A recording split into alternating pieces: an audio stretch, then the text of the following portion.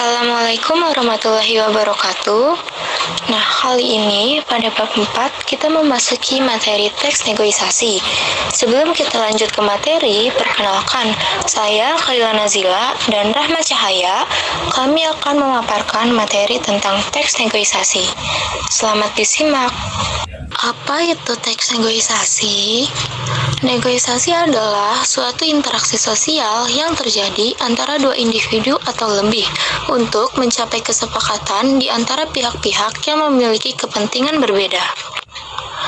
Teks negosiasi merupakan teks yang di dalamnya berisi proses untuk mencapai suatu perjanjian atau kesepakatan antara dua belah pihak untuk memenuhi kepuasan pihak yang bersangkutan dalam elemen tertentu seperti kerjasama dan kompetisi.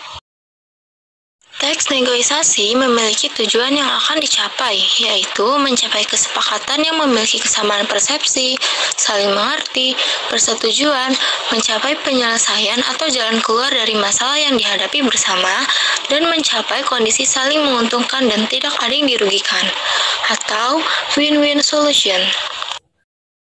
Ciri-ciri dari teks negosiasi adalah yang pertama, memiliki dua partisipan atau lebih. Yang kedua, menghasilkan kesepakatan. Yang ketiga, menghasilkan keputusan yang saling menguntungkan. Yang keempat, memprioritaskan kepentingan bersama. Yang kelima, sarana untuk mencari penyelesaian. Dan yang keenam, mengarah pada tujuan praktis. Struktur teks negosiasi yaitu yang pertama orientasi. Orientasi adalah bagian awal dari teks negosiasi. Orientasi biasanya berisi salam atau sapaan antara dua belah pihak. Yang kedua, permintaan. Permintaan adalah bagian di mana satu atau dua belah pihak mengungkapkan keinginannya. Yang ketiga, pemenuhan. Pemenuhan adalah bagian di mana satu atau dua belah pihak dapat memenuhi sebuah permintaan atau tidak. Yang keempat, penawaran. Penawaran adalah bagian puncak negosiasi. Di sini terjadilah proses tawar-menawar. Yang kelima, persetujuan. Persetujuan adalah bagian ketika pihak satu dan lainnya sepakat atau setuju dengan keputusan hasil tawar-menawar. Dan yang keenam, penutup. Penutup adalah bagian yang menandakan kalau negosiasi telah disepakati dan berakhir. Selanjutnya yaitu kaidah kebahasaan dalam teks negosiasi. Yang pertama, mengandung kalimat persuasif, yaitu kalimat yang digunakan salah satu pihak untuk mengajak atau membujuk pihak lainnya menyepakati tawaran yang diberikan. Yang kedua, menggunakan kalimat deklaratif, yaitu kalimat yang diutarakan dalam bentuk pertanyaan. Yang ketiga, menggunakan bahasa yang sopan. Hal ini dilakukan agar proses negosiasi berjalan lancar. Yang keempat, menggunakan konjungsi. Konjungsi atau bisa disebut kata penghubung. 5. Mengutamakan kalimat efektif agar informasi yang disampaikan benar dan tepat sasaran. 6. Mengutamakan kalimat perintah. Kalimat perintah digunakan untuk mempengaruhi satu pihak agar melakukannya diminta oleh pihak lainnya.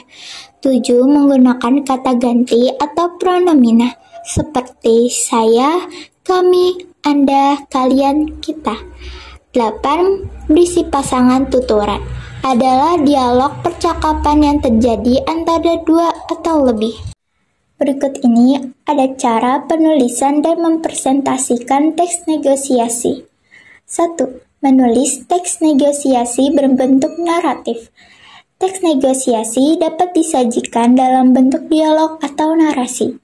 Teks narasi adalah teks yang menceritakan suatu kejadian atau peristiwa yang disusun secara kronologis atau bentuk narasi.